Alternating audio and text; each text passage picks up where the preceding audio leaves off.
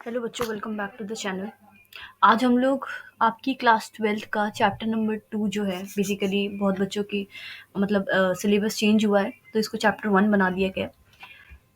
पुरानी एनसीईआरटीज में चैप्टर 2 होगा द एंड ऑफ बाइपोलैरिटी, जो कि क्लास 12th का कंटेम्प्रेरी वर्ल्ड वाली बुक का दूसरा चैप्टर है। इसमें हम इंपॉर्टेंट क्वेश्चन आंसर्स के थ्रू हम चैप्टर को कंप्लीट करेंगे। ठीक है, तो पहला है इसमें कोलैप्स ऑफ सोवियत यूनियन। क्या रीज़न रहे थे, बहुत इंपॉर्टेंट है, क्या रीज़न रहे थे कि आपका सोवियत यूनियन जो है डिसइंटीग्रेट हो गया था। ठीक है, तो सोवियत यूनियन जो डिसइंटीग्रेट हुआ था 1991 में, वो बहुत सारे रीजंस के वजह से हुआ था। सबसे पहला रीज़न है इसमें पॉलिटिकल फैक्टर। पॉलिटिकल फैक्टर्स में सबसे पहला क्या कि डेमोक्रेटिक प्रैक्टिसेस और पॉलिटिकल स्टैग्नेशन नहीं था। मतलब डेमोक्रेसी नहीं थी, और दूसरा पॉलिटिकल स्टेबिलिटी जिसे हम बोलते हैं वो भी नहीं था। दूसरा यहाँ पर आता है सेंट्रलाइज्ड अथॉरिटेरियन कंट्रोल जो था वो भी यहाँ पर बढ़ गया था। दूसरा आता है हमारे पास इकोनॉमिक फैक्टर। इकोनॉमिक फैक्टर में क्या बताया हुआ है? पहला, overburdened economy due to arms race with the US. USSR क्या कर रहा था? उसने अपनी इकोनॉमी पर एक बर्डन डाल रखा था। वो यूएस से क्या कर रहा था? आर्म्स रेस कर रहा था, जिसके कारण उसने अपनी इकोनॉमी पर फोकस नहीं किया और वो बस हथियारों की होड़ में लगा हुआ था। हिंदी में से हम हथियारों की होड़ कहते हैं। अगर कोई हिंदी मीडियम के स्टूडेंट्स भी इसे देख रहे हैं तो मतलब वो भी इसे समझ पाएंगे, ईजी है।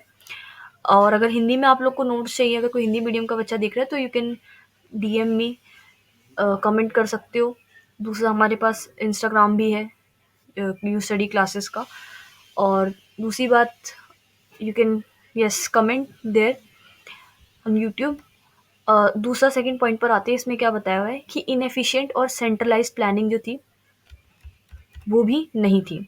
ठीक है, मतलब सेंट्रलाइज्ड प्लानिंग और इकोनॉमिक स्टैग्नेशन बहुत ज़्यादा इनएफिशिएंट था। मतलब ओवरऑल अगर हम बात करें इसमें, तो यूएसएसआर का कोई फोकस ही नहीं था उसकी अपनी इकोनॉमी पर। वो बस खाली हथियारों की होड़ में लगा हुआ था। कोई प्लानिंग नहीं थी, कोई इकोनॉमिक प्लान्स नहीं थे जिस पे वो फोकस करे और अपनी इकोनॉमी को बूस्ट करे, जस्ट लाइक यूएसए डिड। तीसरा आता है इसमें सोशल फैक्टर्स भी थे कुछ, जिसकी वजह से आपका यूएसएसआर डिसइंटीग्रेट हो गया था, या आप सोवियत यूनियन भी बोल सकते हो। तीसरा इसमें जो दे रखा है वो है सोशल फैक्टर।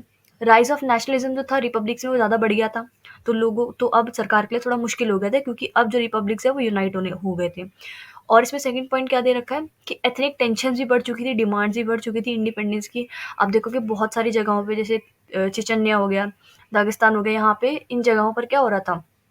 काफ़ी ज़्यादा वॉर्स छिड़ी थी। टर्की हो गया, काफ़ी काफ़ी सारी जगहों पर क्या हो रहा था? इंडिपेंडेंस के लिए लोग डिमांड करने लगे थे, मतलब कंट्रीज डिमांड करने लगी थी। और जो है fourth point, reforms by Gorbachev. इसमें कुछ पॉलिसीज़ भी थी, जैसे ग्लासनोस्ट ओपननेस और पेरिस्ट्रॉइका रीस्ट्रक्चरिंग, जिससे इंस्टेबिलिटी आ गई थी आपकी यूएसए में, यूएसएसआर में, सोवियत यूनियन में। तो ये भी एक रीज़न है जिसकी वजह से आपका यूएसएसआर यानी कि सोवियत यूनियन डिसइंटीग्रेट हो गया था। सेकंड पॉइंट इसी में क्या दे रखा है कि बहुत सारे ऐसे फेलियर्स हुए थे। ठीक है, failures of reforms to address public grievances effectively, यानी कि बहुत सारे ऐसे रिफॉर्म्स आए आए थे जिसके कारण पब्लिक को मनाना, ठीक है, जो पब्लिक की प्रॉब्लम्स थी वो फॉलो अप नहीं हो पा रही थी। तो इसकी वजह से भी जनता परेशान हो जाती है और आपकी यूएसएसआर डिसइंटीग्रेट होती है। फिफ्थ पॉइंट इसमें क्या दे रखा है? कोल्ड वॉर कॉस्ट, यानी कि heavy expenditure on maintaining it's global influence. Cold war के दौरान बहुत ज़्यादा उन्होंने, यूएसएसआर ने बहुत ज़्यादा खर्चा किया था ग्लोब पे अपना इन्फ्लुएंस बनाने के लिए, rather than focusing on its own economy. उसने बस खर्चा ही किया और अपनी इकोनॉमी और अपनी कंट्री के बारे में नहीं सोचा जहाँ पर वो रूल कर रहे थे। तो इसके कारण क्या हुआ? आपकी यूएसएसआर डिसइंटीग्रेट हो जाती है। दूसरा इसमें क्या दे रखा है? Second question, impact of the disintegration. Second question पर आते हैं, इम्पैक्ट ऑफ द डिसइंटीग्रेशन। तो what was the impact of disintegration of the Soviet union on world politics? ये बहुत इंपॉर्टेंट है। वर्ल्ड पॉलिटिक्स पर क्या असर असर पड़ता है सोवियत यूनियन के डिसइंटीग्रेट होने का? पहला आता है कि यूएसए जो है आपका, ठीक है, वो क्या बन जाता है? सोल सुपर पावर बन जाता है, जो कि पूरे विश्व पर क्या करता है? राज करता है as a unipolar superpower. Second आता है इसमें क्या? Emergence of new nations. बहुत सारे नए नेशंस निकल कर आते हैं, यानी कि वो देश जो पहले रशिया के साथ थे, 14 कंट्रीज, 14 नेशंस, वो अब अलग निकल कर आ जाती है सारी। तो टोटल अब 15 हो गई है, 15 इंडिपेंडेंट कंट्रीज, जो कि Russia, including Russia, Ukraine and other Baltic states, जैसे लिथुआनिया, लाटविया, एस्टोनिया, ये सारे हो गए। थर्ड आता है यहाँ पे आपका पावर जो है शिफ्ट हो जाती है। यूएस और नाटो ग्लोब में काफ़ी ज़्यादा मतलब उनका जो इन्फ्लुएंस है पूरे ग्लोब पर काफ़ी ज़्यादा बढ़ जाता है, और अभी भी है, आज भी है। फोर्थ पॉइंट इसमें क्या दे रखा है, end of the cold war. USSR के डिसइंटीग्रेट होने से कोल्ड वॉर भी एंड हो जाता है, और आर्म्स रेस जो है रिड्यूस हो जाती है, और आइडियोलॉजिकल कन्फ्लिक्ट भी क्या हो जाएगा, ऑब्वियसली आइडियोलॉजिकल कन्फ्लिक्ट भी कम, मतलब ऐसा नहीं हम बोल सकते कि बंद हो गया है, आज भी है कहीं ना कहीं, वो सॉफ्ट वॉर के थ्रू आपको देखने को मिल सकता है, बट वो पहले जैसे हुआ करता था वो अब नहीं है, तो इट हैज़ सबसाइडेड। फिफ्थ क्या दे रखा है यहाँ पे, इकोनॉमिक ट्रांजिशंस भी हुई हैं, जैसे कि आप देखोगे शिफ्ट बहुत सारी जो ऐसी मार्केट्स थी जो सोशलिज्म पर वर्क करती थी, जिनकी इकोनॉमी सोशलिस्ट हुआ करती थी, वो आज क्या है, कैपिटलिस्ट हो चुकी है। थर्ड क्वेश्चन जो है इसी के साथ सेकंड क्वेश्चन आपका एंड होता है। थर्ड क्वेश्चन पर आते हैं हम। थर्ड क्वेश्चन है हमारा रिफॉर्म्स, क्या क्या रिफॉर्म्स आए थे आपके बाय मिखाइल गोर्बाचेव। ओके, अब हम समझते हैं क्या क्या चेंजेस आए थे बाय मिखाइल गोर्बाचेव। यहाँ पे दे रखा है, इसी के साथ आपको क्वेश्चन भी दे रखा है, what were the explain the policies of glasnost and perestroika introduced by Gorbachev. तो बेसिकली घुमा फिरा कर ये क्वेश्चन कुछ और भी पूछ सकता है, गोर्बाचेव की पॉलिसीज क्या थी, ठीक है। अगला क्वेश्चन भी वही है, गोर्बाचेव की पॉलिसीज क्यों फेल हुई, तो गोर्बाचेव की पॉलिसीज का नाम क्या था, ये भी एमसीक्यू में पूछ सकता है, तो ये याद रखना, ग्लासनोस्ट एंड पेरिस्ट्रोइका। ग्लासनोस्ट था ओपननेस, यानी कि it allowed greater freedom of expression, लोगों को, अपनी जनता को freedom of speech and expression देना, ये काम है, ये डेमोक्रेसी का ही पार्ट है एक तरीके से। तो मिखाइल गोर्बाचेव यही चाहते थे, वो चाहते थे कि जनता का दिल जीते, जनता का दिल जब जीतेंगे तभी तो जनता उनको सपोर्ट करेगी, बट उनके पार्टी के मेंबर्स ऐसा नहीं चाहते थे। This is also the reason why people tasted freedom and they wanted that socialism or communism to end. Second point इसमें क्या दे रखा है, it encourage political discussion and criticism of government policies. दूसरा यहाँ पे क्या दे रखा है कि ओपननेस किस चीज़ के रिगार्डिंग हो, कि जनता का एक रोल प्ले हो किसमें, पॉलिटिकल डिस्कशन में, और दूसरा कि आपके पास राइट हो कि आप गवर्नमेंट को क्या कर सको, गवर्नमेंट की पॉलिसीज को क्या कर सको, क्रिटिसाइज कर सको, यही ग्लासनोस्ट यानी कि ओपननेस है। सेकंड यहाँ पे क्या दे रखा है हमें, पेरिस्ट्रोइका। पेरिस्ट्रोइका मतलब रीस्ट्रक्चरिंग। अब रीस्ट्रक्चरिंग यहाँ पे किसको रीस्ट्रक्चर करना है, जिसमें पहला पॉइंट दे रखा है वो क्या है कि अपनी इकोनॉमी को हमें रिफॉर्म करना है, बहुत सारे मार्केट के ऐसे एलिमेंट्स हैं जिनको हमें चेंज करना चाहिए, जिसमें से सबसे पहला तो वही है कि भाई सोशलिज्म को थोड़ा कम करो और वेस्ट के साथ थोड़ा सा हाथ बढ़ाओ। वेस्ट के साथ मतलब तो हाथ मिलाओ, हाथ मिलाओ से मेरा कहने का मतलब ये है कि कैपिटलिज्म को थोड़ा बहुत हमें लाना चाहिए, ऐसा मिखाइल गोर्बाचेव करना चाह रहे थे। दूसरा, डिसेंट्रलाइजेशन ऑफ डिसीजन मेकिंग। जो फोर्थ क्वेश्चन इसी में है जो दे रखा है वो क्या है कि why did Gorbachev policies fail. इतनी पॉलिसीज उन्होंने बनाई, ठीक है, वो फेल क्यों हो गई, जबकि उन्होंने तो जनता की ही सोची थी, बट फिर भी क्यों फेल हो गया। तो पहला, पॉलिटिकल इंस्टेबिलिटी आ जाती है और इकोनॉमिक हार्डशिप्स आते हैं। दूसरा, एथनिक नेशनलिज्म और इंडिपेंडेंस की डिमांड बढ़ जाती है क्योंकि लोगों ने आज़ादी चख चुकी थी, जैसा मैंने आपको पहले बताया। तीसरा, रिफॉर्म जो थे वो काफ़ी ज़्यादा जल्दी हो रहे थे और पुअरली इम्प्लीमेंटेड थे, इसी की वजह से यूएसएसआर जो है यानी कि सोवियत यूनियन आपका क्या हो जाता है, डिसइंटीग्रेट हो जाता है। तो दूसरा, और उनकी पॉलिसीज़ भी क्या हो जाती है, फेल हो जाती है। तो आप किसी भी जगह पर जब ऐसे अचानक चेंज लेकर आओगे, एकदम सडन चेंज लाओगे, तो उससे क्या होगा, कोई चेंज नहीं आएगा, वो चीज़ बिगड़ जाएगी, वो चीज़ खराब हो जाएगी। नेक्स्ट क्वेश्चन पर आते हैं, rise of new republics and their challenges. इसी में दे रखा है कि what challenges did the newly independent republics face after the disintegration of the Soviet Union. अब जब सोवियत यूनियन डिसइंटीग्रेट होता है तो उसके बाद जो न्यूली इंडिपेंडेंट रिपब्लिक्स आते हैं उनको क्या क्या प्रॉब्लम्स फेस करनी पड़ी।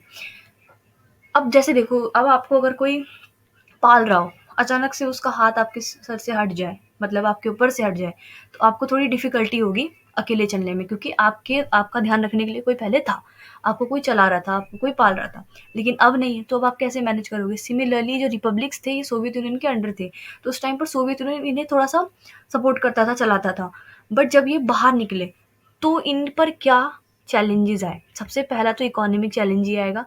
क्यों? क्योंकि इनका जो कमांड था मार्केट इकोनॉमीज़ पर वो क्या हो गया था, इट हैज़ ट्रांजिस्ट, यानी कि transition from command to market economies, यानी कि कहने का मतलब ये है कि पहले जो इनकी इकोनॉमीज़ हुआ करती थी वो कैसी हुआ करती थी, बोलने पर चलती थी, कमांड पे, लेकिन अब किस पर शिफ्ट हो गई है, मार्केट इकोनॉमीज़ पर। मतलब अब ये कैपिटलिज्म को फॉलो कर रहे हैं। दूसरा इसमें क्या दे रखा है कि हाई इन्फ्लेशन, अनएम्प्लॉयमेंट और पॉवर्टी जो थी वो काफ़ी ज़्यादा थी। समझ गए? इन्फ्लेशन, महंगाई ज़्यादा थी, गरीबी हो बढ़ चुकी थी, दूसरा लोग बेरोज़गार भी थे।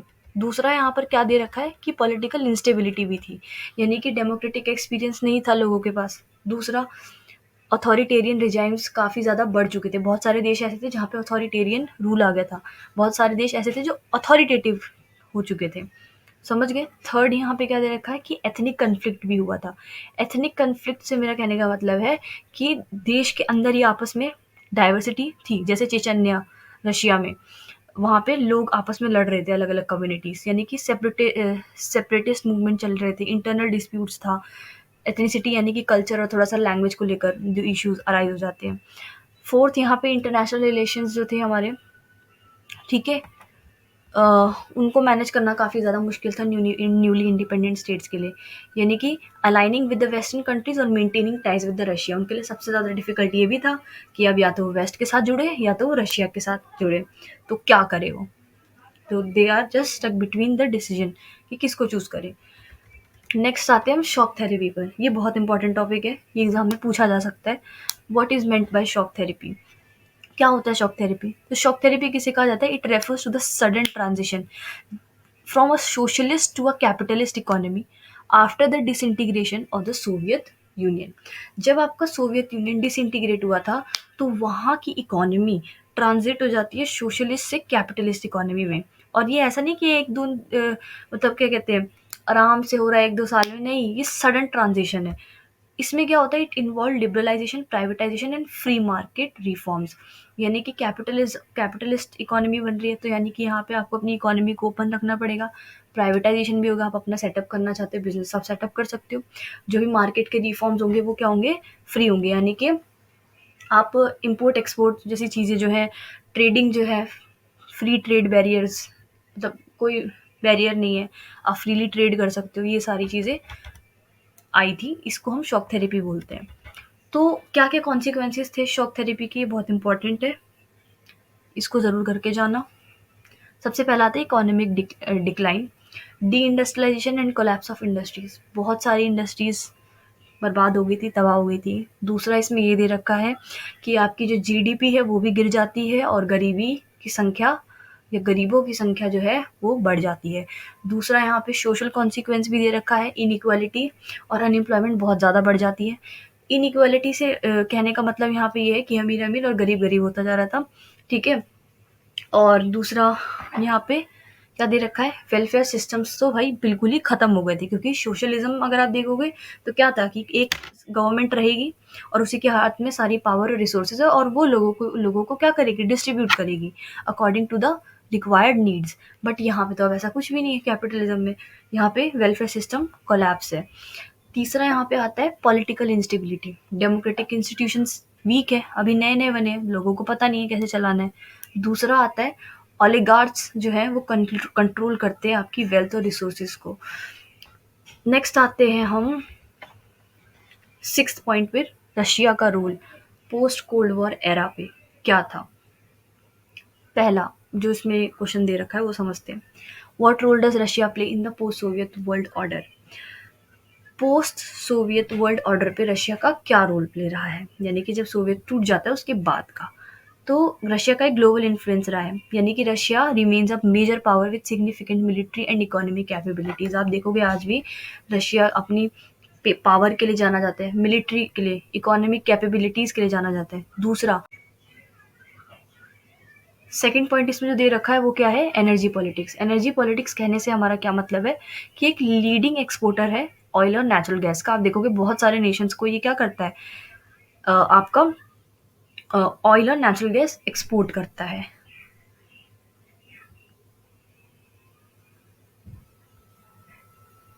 नेक्स्ट इस पे आता है हमारा सेकंड थर्ड रिलेशंस विद नीबर्स। नीबर्स का इसके साथ कैसा रिलेशन है? Assertive policies towards former Soviet republics like Ukraine and Georgia. बहुत सारी ऐसी इसके पॉलिसीज है जो उसके आसपास के नेशंस के साथ क्या है, हमेशा से हाँ में हाँ मिलाना, ठीक है, और दूसरा उनका साथ देना। ऐसा हमेशा से रशिया ने अपना व्यवहार रखा है। चौथा आता है यहाँ पे इंटरनेशनल अलायंसेस भी उसने बनाई, यानी कि स्ट्रैटेजिक पार्टनरशिप करी है उसने कंट्रीज जैसे चाइना और इंडिया। सेवेंथ टॉप पार्ट जो है हमारे इस चैप्टर का इम्पोर्टेंट, उसमें क्वेश्चन नंबर 9।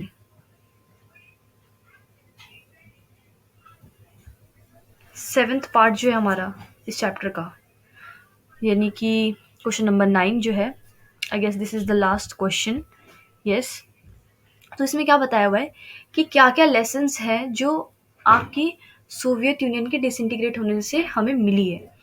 तो सबसे पहला तो ये मिला है कि ओवर सेंट्रलाइज सिस्टम जो है वो क्या होते हैं, सबसे ज़्यादा चांसेस होते हैं उनके कि वो तबाह हो जाएंगे, कोलैप्स हो जाएंगे। दूसरा, इकोनॉमिक स्टैग्नेंट रहेगी, सो इट कैन वीकर। इसमें क्या दे रखा है कि अगर आपकी इकोनॉमी स्टैग्नेंट रहेगी तो it can weak powerful states.